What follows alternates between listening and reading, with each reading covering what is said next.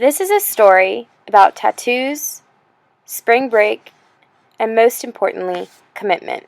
My friends and I have more than once contemplated if we would get tattoos. What would we get, and where would we put it? I found that the best way to explore my options is to experiment with temporary tattoos. So 2 years ago, after my final exams had ended, I went down to Myrtle Beach in South Carolina to celebrate with my friends from school, before I started my first real internship at a PR firm. For days, we beached and we boozed. One night, before my girlfriends and I went out, I decided that I really wanted to get a henna tattoo. I wanted to go for a look that was wild and sexy, or maybe wildly sexy.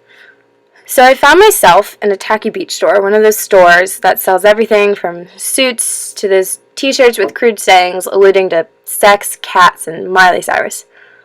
But they also offered tattoos and piercings. But my options seemed to be cartoon characters or my horoscope sign. So I decided to go with a symbol on my wrist that meant Capricorn. $15, and 10 minutes later, I left with wet henna, anxiously waiting for it to dry. After a night of hitting on strangers, dancing, sweating, and drinking, I went home and passed out.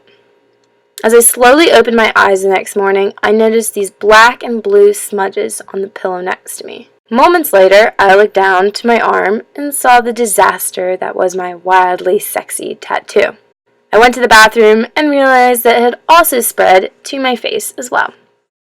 The best part about paying for an overpriced henna is that it lasts 4 to 6 weeks. I definitely got my money's worth and showed up to my first real job every day, reminding my coworkers that I was nothing more than a college girl who needs to make better decisions. So 1 year later, I decided to try again.